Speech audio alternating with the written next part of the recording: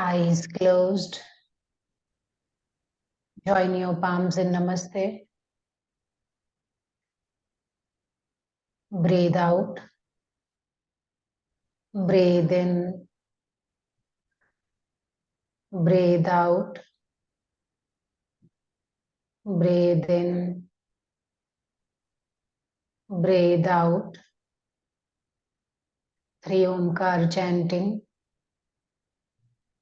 Breathe in.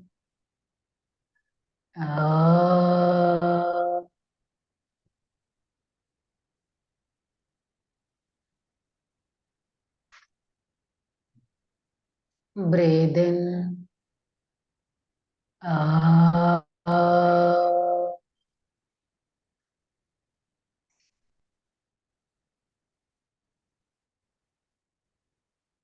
Breathe in.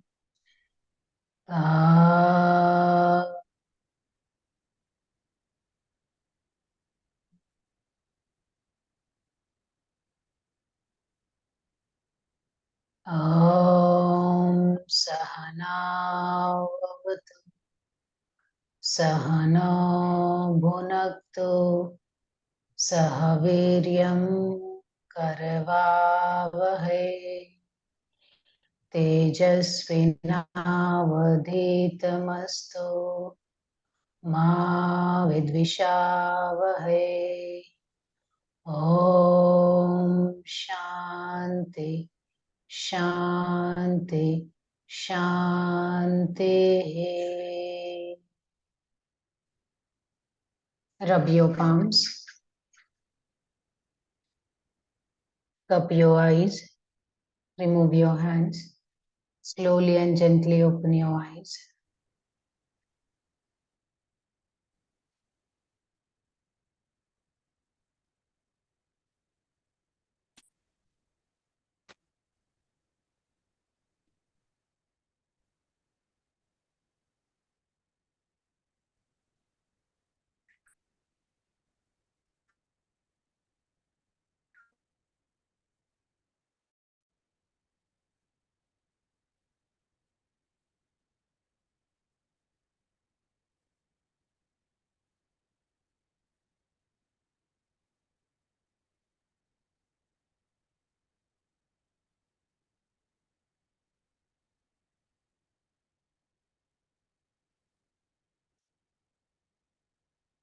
हाँ सुवर्णा जी, PPT number कितना था?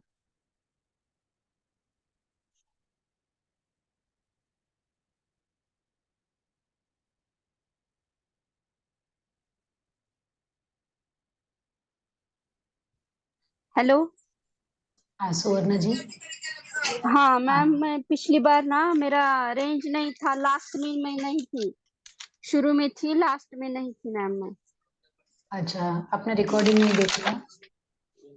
रिकॉर्डिंग नहीं देखा मैम। अच्छा, कोई बात नहीं। प्रशांत जी, आपको याद है पीपीटी नंबर?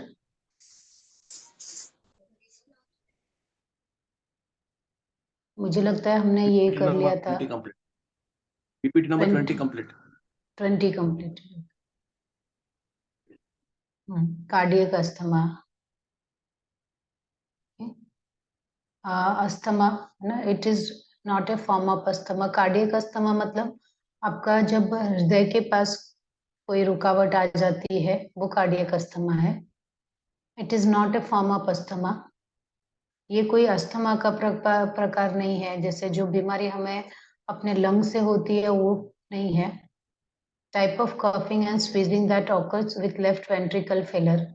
आपका जो लेफ्ट वेंट्रिकल है उसमें कुछ रुकावट या बाधा आने से हमें खांसी आती है या छींक आती है। ठीक? और इसका जो ट्रीटमेंट है वो ब्रोंकल अस्थमा से अलग होता है ट्रीटमेंट। ठीक? अस्थमा और कार्डियक अस्थमा दो अलग अलग बीमारियां हैं। अस्थमा होता है तो आपके लंग्स में प्रॉब्लम है, लेकिन कार्डियक अस्थमा है मतलब आपको दिल की बीमारी है, हृदय में कुछ प्रॉब्लम है। और इसके लिए लास्ट टाइम हमने सब योगा प्रैक्टिसेस जो देखे थे उसमें आपका डाइट सुधार करना चाहिए, फाइब्रस फूड लेना चाहिए। रिलैक्सेशन टेक्निक में आप बॉडी अवेयरनेस, ब्रेथ अवेयरनेस कर सकते हो, शवासन कर सकते हो, कुछ थोड़े ट्विस्टिंग आसनास कर सकते हो, सूक्ष्म व्यायाम कर सकते हो, प्रेयर कर सकते हो।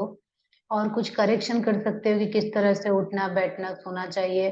काउंसलिंग करके आप है ना उनको ठीक कर सकते हो। ओमकार मंत्र या ओम चैंटिंग करके, ध्यान करके, ब्रह्म मुद्रा मतलब आपके नेक का एक्सरसाइज करके, शोल्डर एक्सरसाइज करके, डीप ब्रीदिंग करके और कामिंग प्राणायाम, जो प्राणायाम आपको रिलैक्स करते हैं ऐसे सब प्राणायाम करके आप ये कम कर सकते हैं। तो लास्ट टाइम हमने यहाँ तक किया था। नाउ रेस्पिरेटरी डिसऑर्डर मतलब श्वसन से संबंधित जो समस्या होती है, बीमारियां होती है वो। तो राइनाइटिस, साइनसाइटिस, ब्रोंकाइटिस और ब्रोंकाइल अस्थमा, ये 4 प्रकार की जो बीमारियां हैं वो हमारे श्वसन से संबंधित है। अभी rhinitis is the inflammation of the nasal mucosa. Rhinitis जो है वो आपके नेसल में, आपके नासिका के अंदर जो म्यूकोसा होता है उसके अंदर कुछ सूजन आ जाती है। And hyper sensitivity of nasal mucosa, और आपका जो अंदर का है ना नाक के अंदर के जो त्वचा से है वो सब बहुत सेंसिटिव हो जाते हैं। Congestion, partial blockage of nostril, फिर सांस लेने में तकलीफ होती है, थोड़ा ब्लॉकेज आ जाता है आपके नाक के अंदर, या कभी कभी पानी जैसा डिस्चार्ज होने लगता है, छींक आने लगती है ना। और वायरल की वजह से होता है, बहुत बार वायरल या बैक्टीरिया का इन्फेक्शन होता है। अभी जैसे वायरल फीवर बहुत फैला हुआ है ना, तो इसमें बुखार भी आता है लेकिन सर्दी खांसी भी हो जाती है, तो मोस्टली ये वायरल से होता है।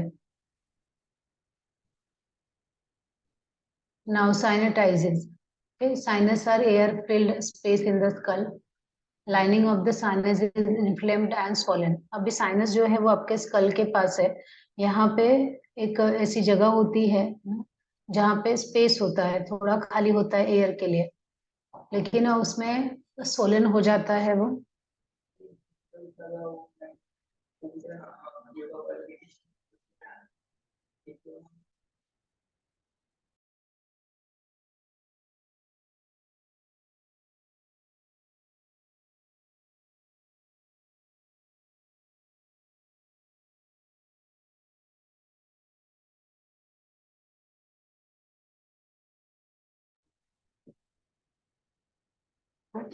Now lining of sinus is inflamed and Solan. तो आपका जो साइनस है वो उसमें कुछ सूजन आ जाती है, या उसमें कुछ है ना ऐसे बोलते हैं ना लाल कलर हो गया है, उसका कलर बदल गया है, और blockage of flow of mucus out of the sinus. और आपके म्यूकस जो है, साइनस से म्यूकस बहुत सारा कफ आने लगता है ना, पूरी सर्दी हो जाता है, पूरा बोलते हैं ना जाम हो गया, इधर माथे पे जाम हो गया, नाक के पास जाम हो गया है, वो सब हो जाता है।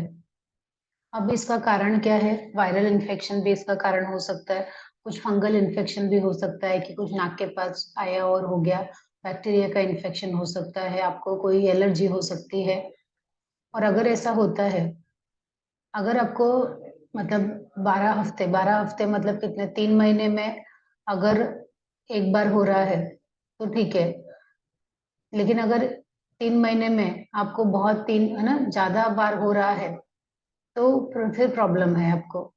ठीक है, क्योंकि हर 3 महीने में सीजन चेंज होता है, तो सीजन चेंज होने पे मोस्टली सबको एक बार सर्दी खांसी हो जाती है, तो वो ठीक है। लेकिन अगर उससे ज्यादा बार हो रहा है तो आपको प्रॉब्लम है और आपको उसके बारे में विचार करना चाहिए। अब जब साइनस होता है तो कैसे पता चलेगा साइनस है? आपको उसमें ना सर्दी खांसी के साथ साथ आपको हेडेक भी होने लगता है ना। आपको चिक्स के पास, फॉरहेड के पास, जॉ के पास, टीथ मतलब पूरा सिर में ऐसे भरा भारीपन लगता है, सिर दर्द होने लगता है फेस के पास, और पूरा फेस ऐसा लगता है सूज गया है। और आपके नाक से है ना येलो कलर का या ग्रीन कलर का फिर म्यूकस निकलने लगता है, कफ आने लगता है, बुखार आता है, तो ये सब साइनस के समस्या है।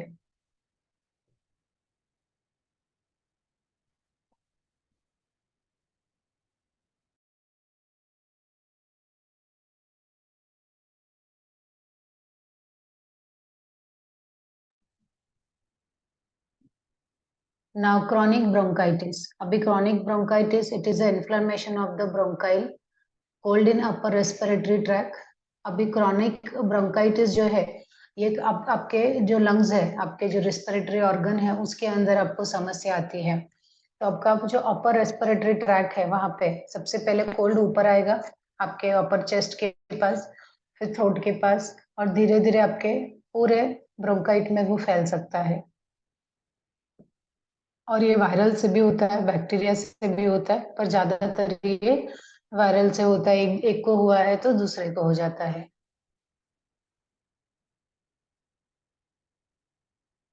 और क्रॉनिक ब्रोंकाइट क्या है? इसमें आपको कफ आ जाता है, ज्यादा नाक से, है ना, म्यूकस ज्यादा आता है, फटीग आ जाती है, बहुत थकावट रहती है, सांस लेने में तकलीफ होने लगती है, थोड़ा फीवर भी आ जाता है, चेस्ट में भारीपन लगने लगता है। और मोस्टली ये क्रॉनिक ब्रोंकाइट जो है, जो स्मोकिंग वगैरह करते हैं उनको, या जो इंडस्ट्री के पास रहते हैं जहाँ बहुत धुआं रहता है उनको, या कुछ ऑक्यूपेशन ही है, मतलब ऐसा जो काम करते हैं जहाँ पे धुआं रहेगा और उनके रेस्पिरेटरी सिस्टम में वो धुआं बार बार आता है, उसकी वजह से भी उनको क्रॉनिक ब्रोंकाइट हो सकता है ना, उनके लंग्स में बहुत सारे रुकावटें आ जाती हैं।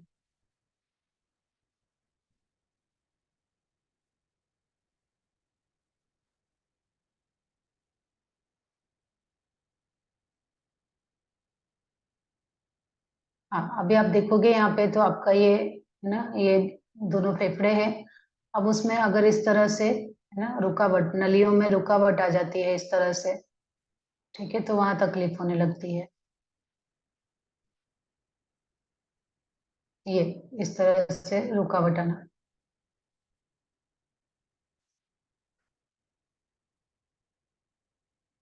Now bronchial asthma.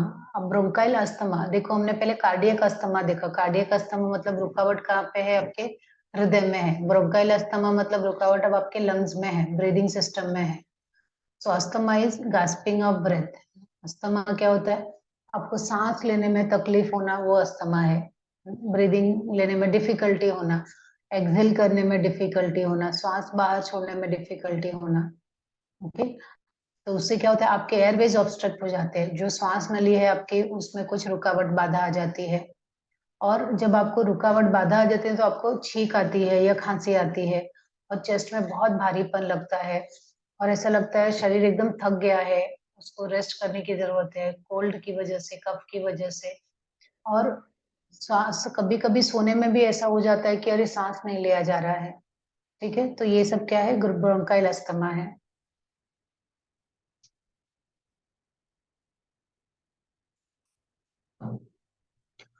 जो ब्रोंकाइल अस्थमा है उसके रीजन कौन कौन से है?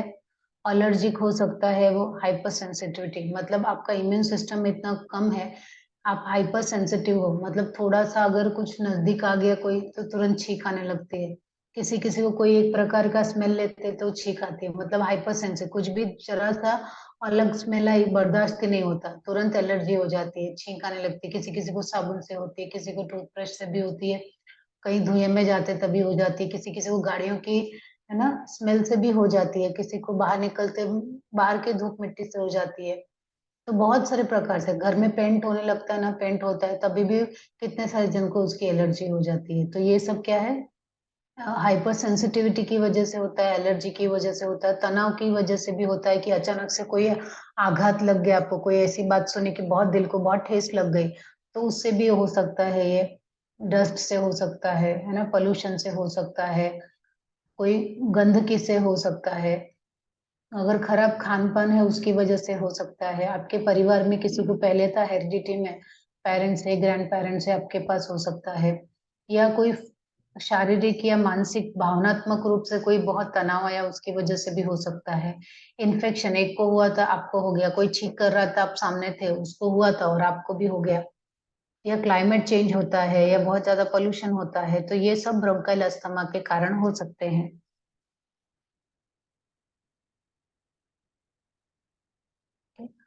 अब पैथोलॉजी में कैसे बताते हैं कि ब्रोंकाइल अस्थमा है?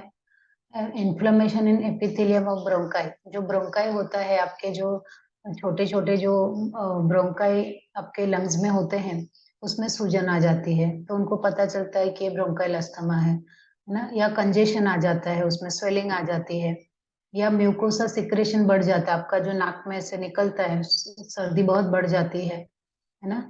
और कॉन्ट्रैक्शन ऑफ स्मूथ मसल, आपके जो स्मूथ मसल है उनका कॉन्ट्रैक्शन जो है ज्यादा होने लगता है, कि बाहर निकलने की प्रक्रिया तेज हो जाती है। ठीक। और ये सब क्या करते हैं, इन सब की वजह से क्या होता है कि आपके जो सांस लेने की नली है, या जो जहाँ जहाँ पे आपकी हवा स्टोर होती है, ऑक्सीजन जहाँ जहाँ जिन जिन रास्ते से जाता है, वो सब रास्ते जो है वो पतले होते जाते हैं, क्योंकि वहां पे कचरा जमा होना शुरू हो गया है।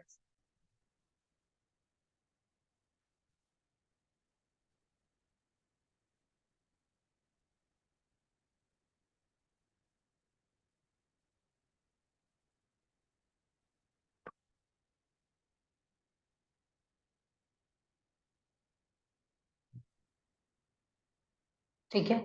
अगर नॉर्मल आपकी जो सांस नली रहेगी ना, जहाँ जहाँ पे ब्रोंकाई होता है वो ऐसे रहेगा, लेकिन धीरे धीरे उसमें कचरा जमा होने की वजह से वो ऐसे पतला होने लगता है। और जब बहुत ज्यादा हो जाता है तो इतना कम हो जाता है, उसकी वजह से ही हम सांस छोड़ ले नहीं पाते ठीक से।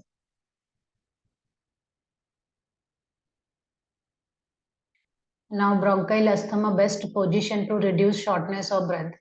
अगर उस समय आपको अस्थमा हुआ है और आप सांस नहीं ले पा रहे हो, तो बेस्ट पोजीशन कैसे है, थोड़ा आगे झुको, है ना, इस तरह से टेबल पे बैठ के, या थोड़ा आगे झुक के कि जो कंजेशन है वो निकल जाए, या थोड़ा पीठ का, अगर खड़े हो तो थोड़ा सा पीछे झुक के खड़े हो जाए, ताकि बॉडी को सपोर्ट मिले, और अपर बॉडी थोड़ा सा आगे करके आप अपने ब्रेथ को नॉर्मल कर सकते हो थोड़ी देर के लिए।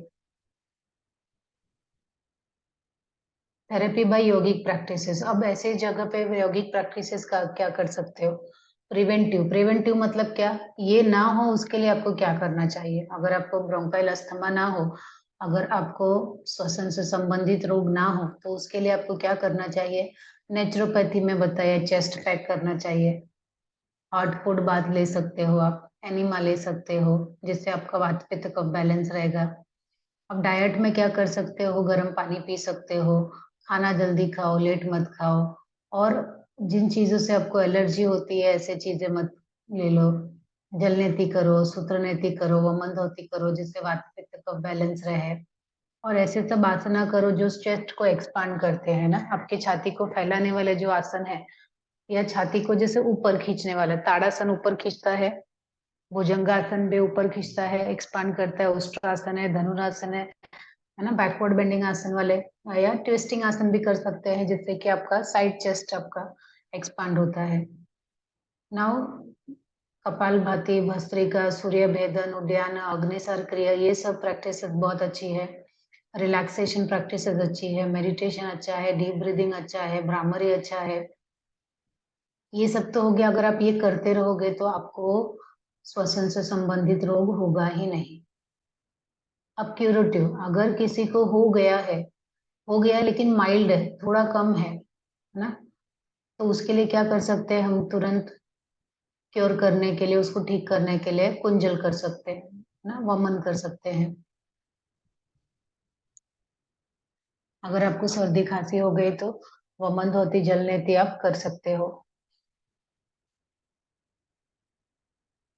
और कौन सी प्रैक्टिसेस कर सकते हैं हम लोग जिसको हुआ है।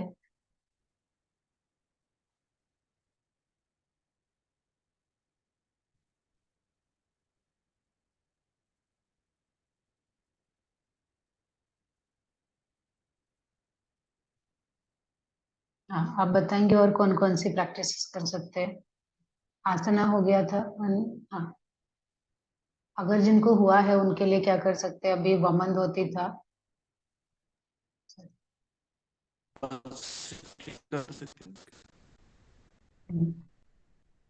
जल नेति कर सकते हैं, सूत्र नेति कर सकते हैं। हाँ, और क्या कर सकते हैं हम लोग जिनको हुआ है, माइल्ड कपालभाति, भस्त्रिका कर सकते हैं।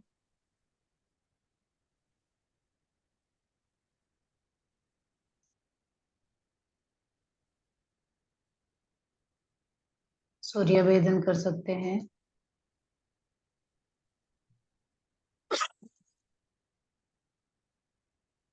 और इन्वर्जन आसन कर सकते हैं, विपरीत करणी आसन कर सकते हैं।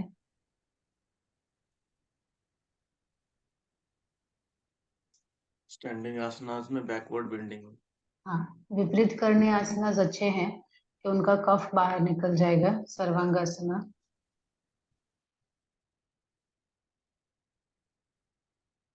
और फॉरवर्ड बेंडिंग आसनास कर सकते हैं। आधास्तासना लिख लो।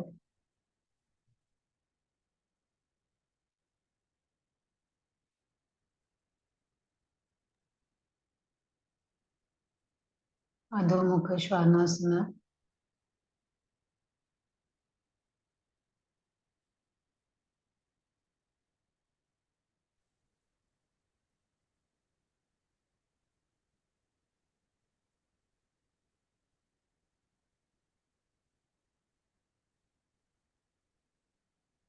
ऊर्ध्वमुख श्वानासना भी कर सकते हो। हाँ, और कौन सी प्रैक्टिस कर सकते हैं हम लोग अभी? षटक्रिया में ही सबसे ज्यादा प्रैक्टिसेस कर सकते हैं। वमनधती हो गया, जलनेति हो गया, सूत्रनेति हो गया, और रिलैक्सेशन प्रैक्टिसेस सभी कर सकते हैं। मेडिटेशन तो होगा नहीं, क्योंकि अगर खांसी वगैरह आ सकती है तो।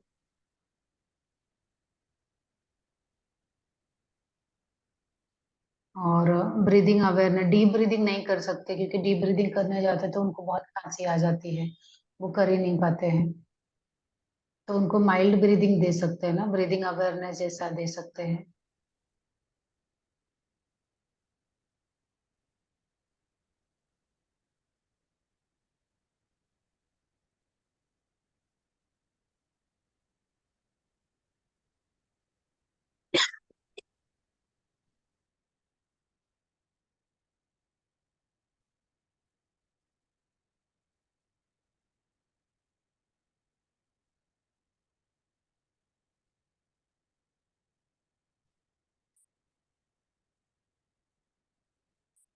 हाँ प्रशांत सर, आप कुछ बता रहे थे। बैकवर्ड स्टैंडिंग आसनास में बैकवर्ड बेंडिंग हो सकता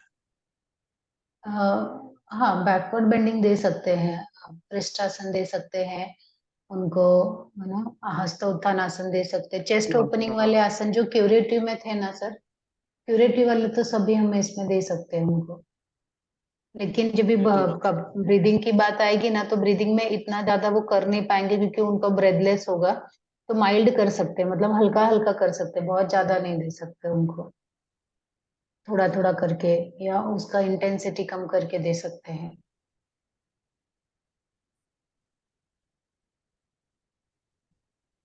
लेकिन तुरंत के लिए ये वमन धोती कुंजल क्रिया सबसे बेस्ट है,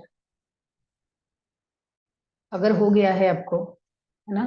तो कुंजल क्रिया, एनिमा भी कर सकते हो, कुंजल क्रिया बेस्ट है।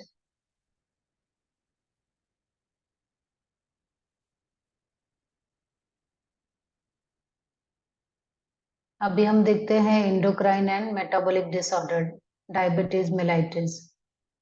अब आपके एंडोक्राइन सिस्टम से रिलेटेड जो बीमारियां होती है, वो जो मेटाबॉलिक डिसऑर्डर है ना, आपके पाचन से संबंधित जो रोग होते हैं वो, तो उसमें है डायबिटीज है, एक मधुमेह है, ओबेसिटी है ना, मोटापा है। अभी diabetes mellitus, chronic metabolic disorder, excess of blood glucose with secretion of glucose in urine। अभी डायबिटीज जो है ना, इसमें क्या होता है, ये एक बहुत ही ज्यादा आपके पाचन से संबंधित समस्या है, जिसमें आपके ना, आपके यूरिन में, है ना, एक्सेस ब्लड ग्लूकोज, आपके यूरिन में ज्यादा ही ग्लूकोज निकल के जाता है। बोलते हैं ना शुगर हो गया है। शुगर क्या हो गया है? क्योंकि यूरिन के साथ शुगर ज्यादा निकल रहा है।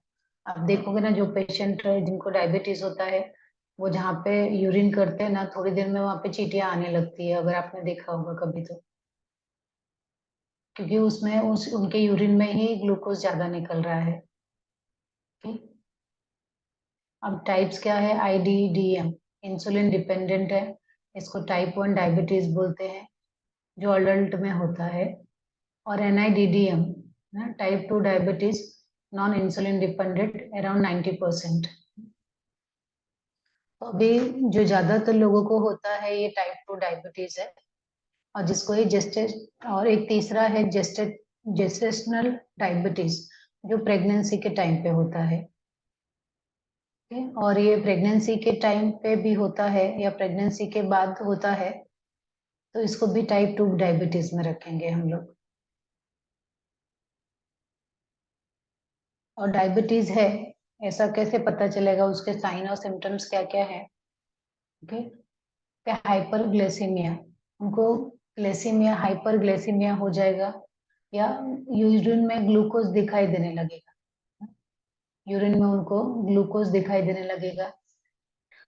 पॉलीयूरिया, बहुत बार यूरिन जाना पड़ सकता है। एक्सेसिव हंगर थ्रस्ट, बहुत ज्यादा उनको भूख प्यास लग सकती है, और उनको शरीर में ऐसा लगेगा वेट सॉरी वीकनेस बहुत आ गई है, या अचानक से वेट लॉस भी हो जाता है, बहुत ज्यादा खुजली आ जाती है, या कोई अगर घाव हो गया है तो उसको भरने में बहुत समय लगता है, या कोई इन्फेक्शन हो जाता है बार बार, तो ये सब डायबिटीज के सिम्टम्स है।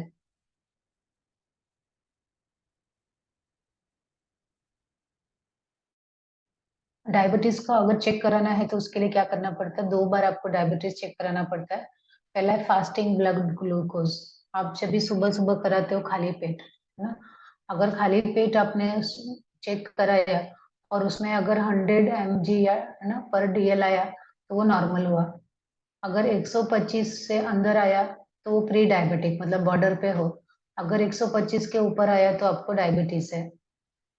और जो दूसरा होता है वो पोस्ट पार्डियल, है ना, खाने खाने के बाद करते हैं, खाना खाने के 2 घंटे के बाद करते हैं। तो इसमें क्या है, इसमें अगर 140 से 180 आया के बीच में आया तो प्री डायबिटिक है, मतलब डायबिटीज के बॉर्डर पे हो, और अगर 180 से ज्यादा आया तो आपको डायबिटीज हो गया है।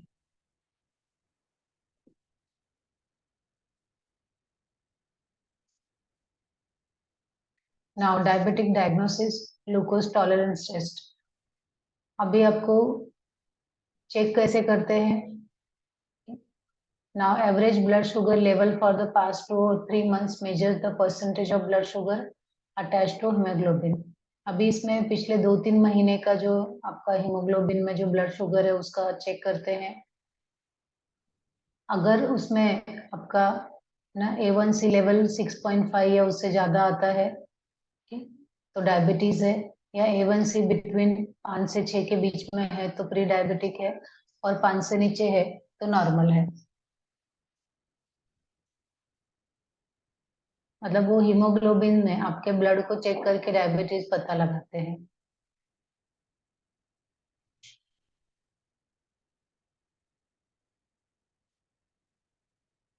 अभी डायबिटीज होने के कौन कौन से रीजन हो सकते हैं? स्ट्रेस हो सकता है, तनाव हो सकता है, जेनेटिक हो सकता है, मतलब आपके पेरेंट्स से आपको आ सकता है, या आपके लाइफस्टाइल में, आपके जीवनचर्या में ऐसा जीवन शैली में कुछ प्रॉब्लम है जिसकी वजह से हो सकता है। इंसुलिन रेजिस्टेंस हो सकता है, डिक्रीज इंसुलिन प्रोडक्शन हो सकता है, आपके जो पैंक्रियाज है वो ठीक से इंसुलिन बनाते नहीं है उसकी वजह से हो सकता है, and glucose in blood not utilised by the cells, और आपके शरीर में जो ग्लूकोज है वो सेल ले नहीं पा रहे हैं किसी तरह से, है ना, तो उसकी वजह से भी हो सकता है। और अगर डायबिटीज हो गया तो डायबिटीज होने से क्या हो सकता है, आप रेटिनोपैथी हो सकता है, आंख की समस्या होती है, आपकी रेटिना में आंख कमजोर हो सकती है, दिल की बीमारी हो सकती है, किडनी की बीमारी हो सकती है, इन्फेक्शन हो सकता है, न्यूरॉन आपके ब्रेन से संबंधित न्यूरोपैथी हो सकती है, एथेरोस्क्लेरोसिस हो सकता है, आपको कुछ है ना स्किन से भी संबंधित समस्या हो सकती है। अगर आपको यौगिक मैनेजमेंट करना है तो क्या कर सकते हैं डायबिटीज के लिए? काउंसलिंग, काउंसलिंग एक बहुत इंपॉर्टेंट फैक्टर है डायबिटीज का। काउंसलिंग के द्वारा भी आप किसी की लाइफस्टाइल को, दिनचर्या को सुधार कर सकते हो, ठीक। और हर बार सिर्फ अपने फैमिली को ही ब्लेम करने की जरूरत नहीं है। अगर आपके पेरेंट्स को या आपके ग्रैंड पेरेंट्स को हुआ तो इसकी जरूरत नहीं है कि आपको भी हो जाए। उसके लिए बार बार अपने जेनेटिक को है ना दोष देने से अच्छा है कि अपनी फैमिली हिस्ट्री को जानो, और उन्होंने जो गलतियां की, जो लाइफस्टाइल में सुधार नहीं किया, वो सुधार करके भी आप अपना डायबिटीज ठीक कर सकते हो, या डायबिटीज से छुटकारा पा सकते हो, या ऐसा कर सकते हो कि फ्यूचर में आपको डायबिटीज होगा ही नहीं। ठीक। डाइट, डाइट खाना है तो हाई फाइबर वाला डाइट खाओ, लो कार्बोहाइड्रेट खाओ, लो फैट खाओ। मोटापे वाले कार्बोहाइड्रेट वाले खाना कम खाओ, या तो ये खाना कम खाओ या तो फिर उतनी मेहनत करो, है ना। या तो खाना कम खाओ, कार्बोहाइड्रेट फैट, या तो उतनी मेहनत करो फिर। ठीक है। अब इसमें क्रिया में क्या करना है? वस्त्र धोती कर सकते हो, संग प्रक्षालन कर सकते हो, कटी शक्ति विकर्षक सूक्ष्म व्यायाम में कर सकते हो जितने कमर के व्यायाम है, अर्ध मशेंद्रासन, पादहस्तासन, मत्स्यासन, कटी चक्रासन, उष्ट्रासन, भस्त्रिका प्राणायाम, अग्निसर क्रिया, सूर्य भेदन, है ना, सूर्य नमस्कार, उद्यान बंध,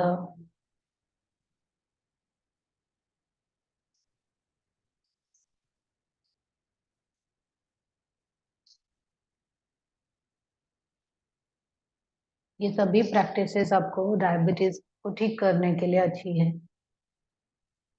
इसमें कुछ और ऐड करना है आपको?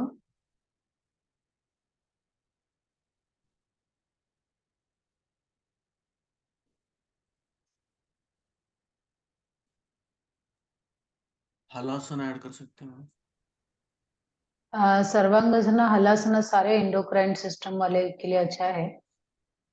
हलासना से भी बहुत अच्छा होता है। यस, कर सकते हैं, लिख सकते हैं यहाँ पर।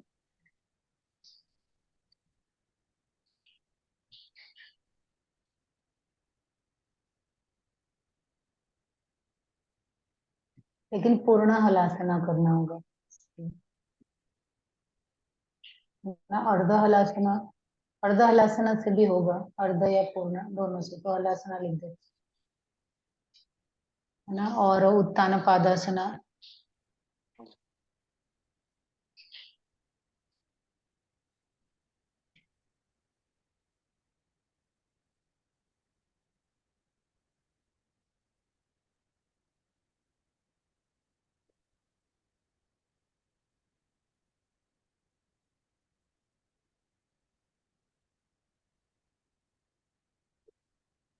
पश्चिमोत्तानासना,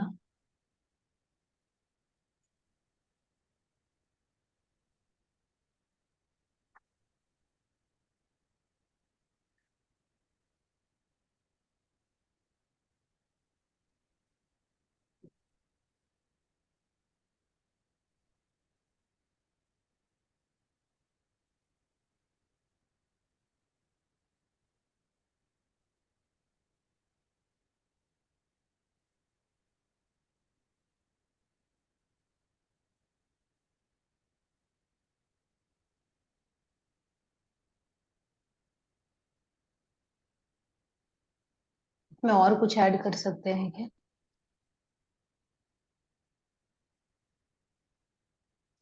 मैम प्राणायाम में भस्त्रिका को शुगर के लिए भस्त्रिका थोड़ा सा मुझे कुछ लोगों के लिए रिस्की लगता है लेवल 3 में। भस्त्रिका सर, आपका आपका आपका ओपिनियन क्या है उसमें? इसमें डायबिटीज में भस्त्रिका करना भस्त्रिका है कि नहीं? हाँ सर। कुछ कुछ अगर हायर लेवल में थोड़ा सा दिक्कत हो सकता है। डायबिटीज के लिए भस्त्रिका करना कोई दिक्कत नहीं है, क्योंकि डायबिटीज वाले भस्त्रिका कर सकते हैं, उनको लंग्स से संबंधित कोई समस्या नहीं है। लेकिन जैसे हमने पहले देखा यहाँ पे कि अगर डायबिटीज है तो कॉम्प्लिकेशंस क्या आ सकती है? Cardiac problem. अगर ये प्रॉब्लम हो चुकी है तब तो आपको इसका भी ध्यान रखना होगा ना सर। अगर ये प्रॉब्लम नहीं आई है तो वैसे ही अगर समझो किडनी में अगर हाँ, फर्स्ट सेकंड लेवल पर ठीक है, पर अगर समझो अगर हायर रहे तो भस्त्रिका उनके लिए, अगर समझो वो रॉन्ग मेथड से करते हैं तो बहुत दिक्कत बन सकती है, क्योंकि भस्त्रिका से रॉन्ग आपके मेथड से तो सर, रॉन्ग शुगर मेथड से लेवल तो एकदम हाई हो जाती है। Sir, sugar wrong level method तुरंत से, ऊपर हो जाए। मैं बोल रही हूँ कि रॉन्ग मेथड करने से तो कोई भी आपको गलत हो सकता है, रॉन्ग मेथड बोला कोई भी। थोड़ा सा स्पीड अगर उसमें ले लिया गया तो हाँ, भस्त्रिका से शुगर लेवल बहुत वो हाई होता है। बीपी उनका बढ़ जाता है, उसकी वजह से उनका बढ़ जाता है। तो इसके लिए उनको वो भी ध्यान में रखना है, बीपी ना बढ़ने पाए ना। बीपी की वजह से शुगर बढ़ जाता है उनका, है ना। तो जो भी है स्टूडेंट की कैपेसिटी कितनी है, हमेशा हम लोग थेरेपी में तो सबसे पहले यही सीखते हैं, यथाशक्ति, है ना। कभी भी फोर्सफुल नहीं करना है, यथाशक्ति करना है, आराम आराम से करना है। ये इसका मूल मंत्र है जो कि बेस है योगा थेरेपी का, जो हमने पहले ही किया है, तो वो हमेशा ध्यान में रखेंगे। पर ऐसे कॉन्ट्राइंडिकेटेड नहीं है कि नहीं करा सकते। तो डायबिटीज के लिए ऐसा कोई प्रैक्टिस नहीं है जो नहीं करा सकते, सभी प्रैक्टिसेस करा सकते हैं। अभी जैसे हाई बीपी वाले होते हैं उनके लिए बहुत सारा रहता है कि इनको ये मत कराओ, ये मत कराओ। बैक पेन वाले होते हैं उनको ये मत कराओ, ये मत कराओ। लेकिन डायबिटीज जैसी बीमारी के लिए ऐसा बहुत ज्यादा रिस्ट्रिक्शंस नहीं है। उनको ऐसा है कराने से उनमें स्ट्रेंथ आएगी और उनका डायबिटीज थोड़ा बेटर हो सकता है। हाइपोग्लाइसीमिया, है ना, क्यों होता है? Excess dose of anti diabetics, delay in food intake after medication, fever, too much exercise. अभी हाइपोग्लाइसीमिया जो है वो क्यों होता है? आपको anti diabetic excess dose of, अपने डायबिटीज से बचाव के लिए जो दवाई दी थी वो बहुत ज्यादा खा लिया, या आपने दवाई ली ही नहीं, दवाई लेने के बहुत देर बाद खाना खाया, आपको फीवर था उसकी वजह से भी, या बहुत ज्यादा एक्सरसाइज किया उसकी वजह से भी। और हाइपोग्लाइसीमिया में क्या हो जाएगा? आपको ड्राउजीनेस आ जाएगा, बोलते हैं ना ऐसे नींद आ रही है, बहुत थकावट आ जाएगी, कंफ्यूजन है, मेंटल लेवल पे आप एकदम कंफ्यूज हो जाएंगे, एंजाइटी हो जाएगी, ऐसे घबराहट जैसी होगी। और उस समय क्या ट्रीटमेंट देते हैं आपको? Glucose administration. आपको फिर ग्लूकोज देते हैं, नींबू पानी देंगे उसमें शक्कर नमक डाल के, या आपको हॉस्पिटल में एडमिट करेंगे, है ना, सलाइन चढ़ाएंगे। तो ये सब करके फिर आप ठीक हो जाते हो।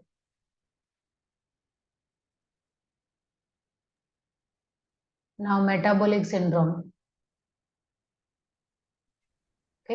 Apple shaped body, more prone, excess body fat around waist. अभी बहुत सारे लोग होते हैं जिनको डायबिटीज होता है क्योंकि उनको पाचन की समस्या हो गई है।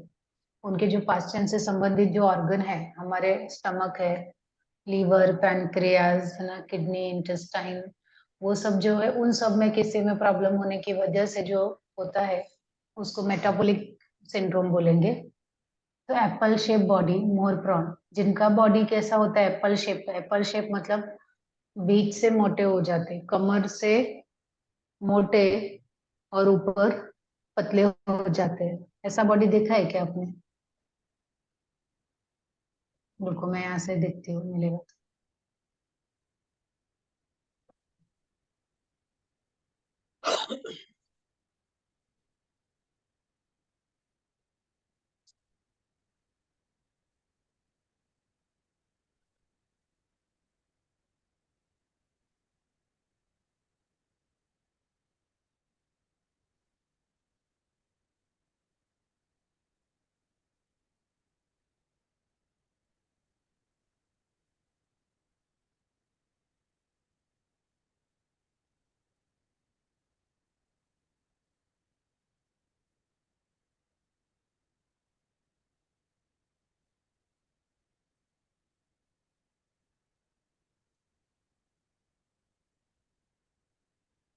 हाँ, एक मिनट में शेयर करती हूँ।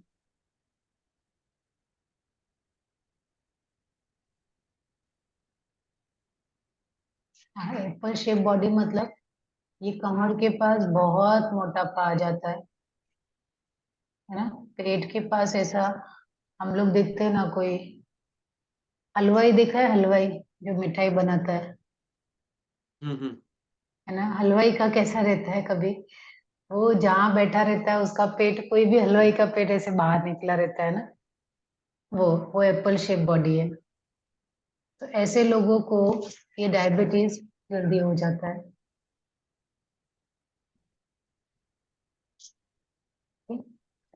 Now excess body fat around waist, कमर के आसपास बहुत चर्बी रहती है, और उस लाइफस्टाइल इतना पुअर है, उतना खाना इतना खराब वाला खाते हैं कि, फैट इतना ज्यादा, और उसकी वजह से बीपी ज्यादा हो गया है, ब्लड शुगर ज्यादा हो गया है, कोलेस्ट्रॉल फैट ज्यादा हो गया है, ट्राइग्लिसराइड ज्यादा हो गया है, सब मतलब फैट फैट फैट।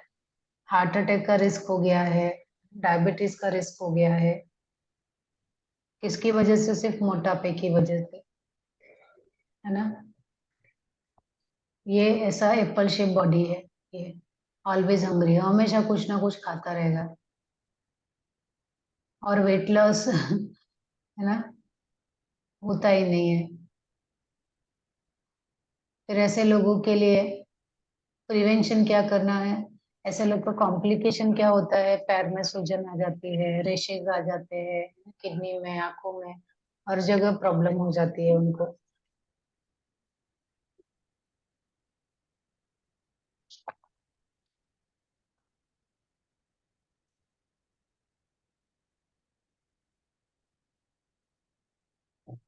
प्रिवेंशन क्या कर सकते हैं इसमें? साइकिलिंग दिया है, एक्सरसाइज कर सकते हैं, साइकिलिंग कर सकते हैं, योगा कर सकते हैं, रनिंग कर सकते हैं, जॉगिंग कर सकते हैं, वॉक कर सकते हैं, हेल्दी फूड ले सकते हैं, प्रोटीन, फाइबरस वाले, प्रोटीन वाले, सॉरी।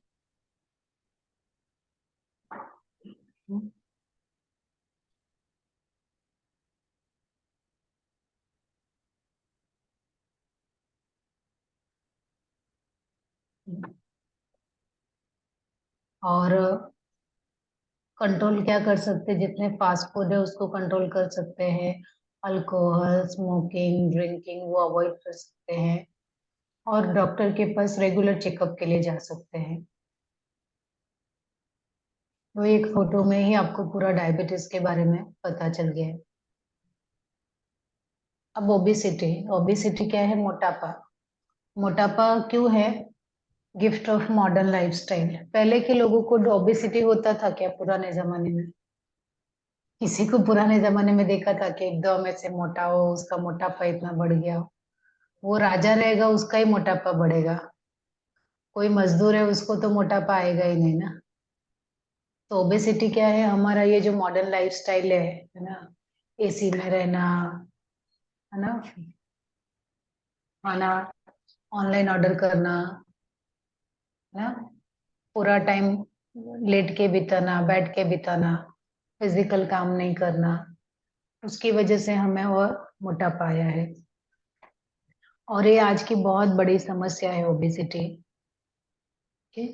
और ये जो मोटापा है वो सभी रोगों की जननी है ना। बहुत सारे रोगों की माता है वो, उसकी वजह से ही बहुत सारे रोग आ जाते हैं। अब अगर आपको चेक करना है कि आपको ओबेसिटी है कि नहीं है, आपको मोटापा है कि नहीं है, तो उसके लिए आपको बीएमआई चेक करना होगा, body mass index. Okay, 20% higher than for the age and sex, है ना। अगर आपका बीएमआई 25 से 30 के बीच में है तो ओवरवेट हो, ज्यादा है। 25 से कम है तो नॉर्मल है, और 20 से भी कम है तो अंडरवेट हो सकता है। लेकिन 20 से 30 के बीच में है तो अब आपको मोटापा आ गया है, और अगर 30 से ज्यादा है तो आपको ओबेसिटी आ गई है।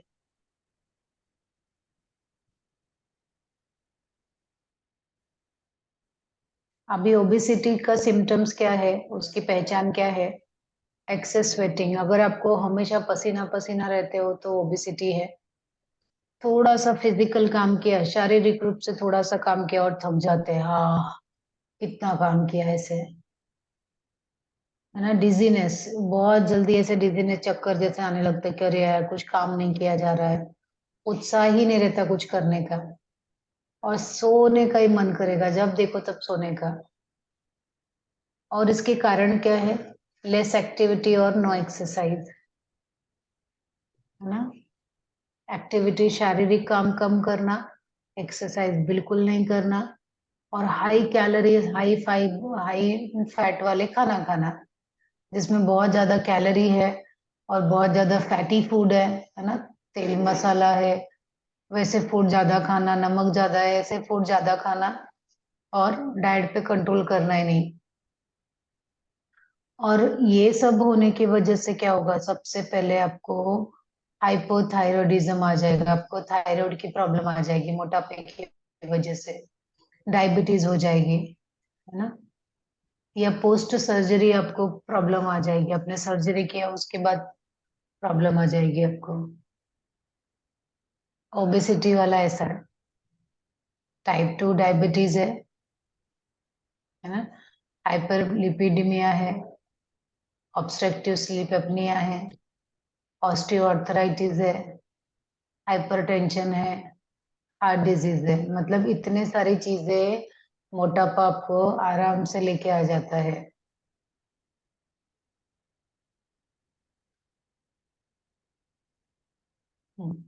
अच्छा, अभी ये हो गया है तो हम लोग आप यहाँ पे स्टॉप करते हैं। आप लिखिए पीपीटी नंबर 50 कंप्लीटेड।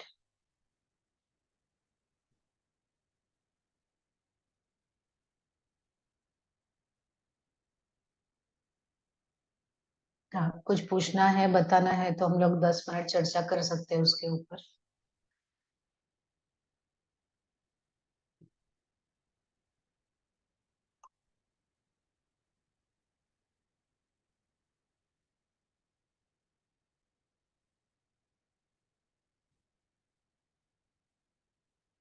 सुवर्णा जी कुछ पूछना था क्या?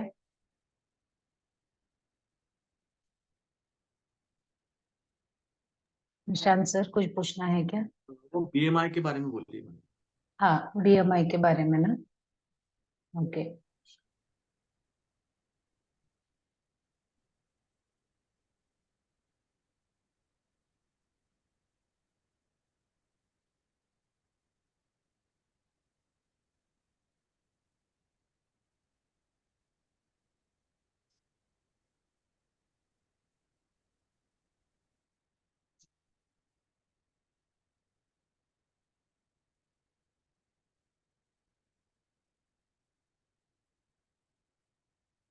ऐसे तो गूगल पे आप आराम से ही निकाल सकते हो, पर यहाँ पे मैं आपको फॉर्मूला दे रही हूँ। और मेल और फीमेल के लिए अलग अलग मतलब ये रहेगा, पर फॉर्मूला एक ही रहेगा।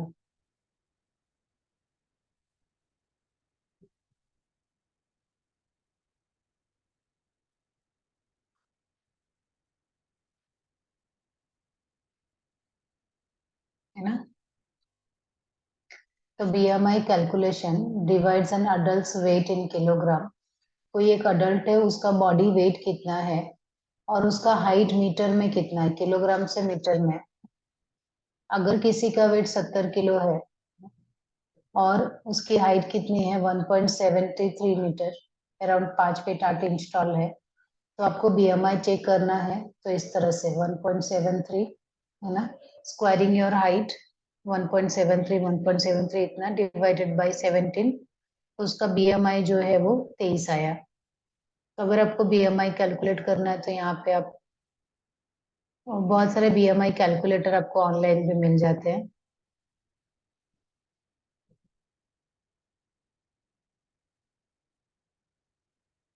ठीक, यहाँ पे तो आपको फीट और इंचेस में डालना है। ठीक, और आपका वेट कितना है और आपकी एज कितनी है, और वहां पे तुरंत आपका मेल फीमेल क्या है।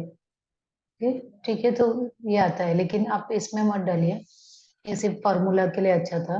आपको इजी वाला बताती हूँ। बीएमआई कैलकुलेटर भी आता है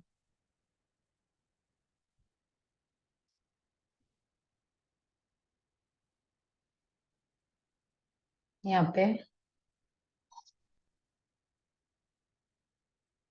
आपकी हाइट कितनी है, मान लो 5 फुट 7 इंच है, सॉरी 5 फुट है और 7 इंच है, और आपका वेट जो है वो 80 kg है। पाउंड्स में है, केजी में देखते हैं।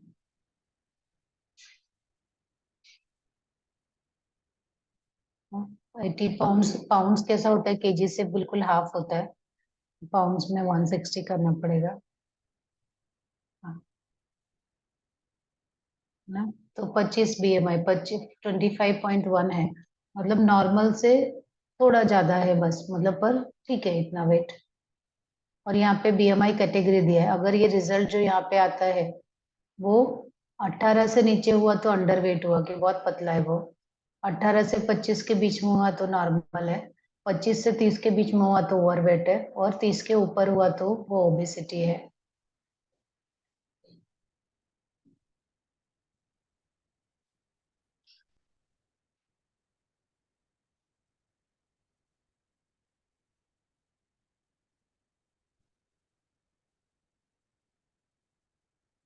ठीक है, यहाँ पे पूरा अच्छी तरह से बताया। लेकिन एज भी बहुत मायने रखता है। एज एज बहुत, जैसे अगर है ना, किसी बच्चे का वेट और बड़े का वेट में, अगर बच्चे का वेट ज्यादा है, उसकी उम्र कम है ना, तो उसका बीएमआई कम भी आ सकता है। ठीक है, तो एज भी बहुत मैटर करता है।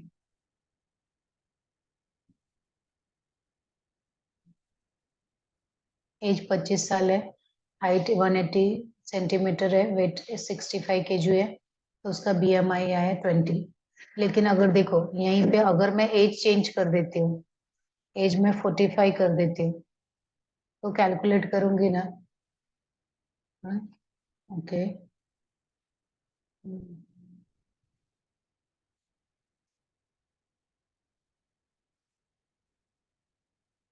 इसमें ज्यादा बता नहीं रहा है, लेकिन क्योंकि नॉर्मल के आसपास ही आ रहा है। लेकिन जैसे जैसे अगर आपका एज बदलता है, वैसे वैसे आपका वेट जो है थोड़ा नॉर्मल होना चाहिए। कोई बच्चा रहेगा उसका वेट ज्यादा रहेगा तो भी चलेगा, लेकिन बड़ों का वेट थोड़ा कम ही होना चाहिए। ठीक है, एंड करूँ क्या प्रशांत सर? अभी शायद बालाजी सर आए थे। जी मैम, तीनों ये लीव करना पड़ेगा। ठीक है सर, थैंक यू, एंड कर देती हूँ मीटिंग में।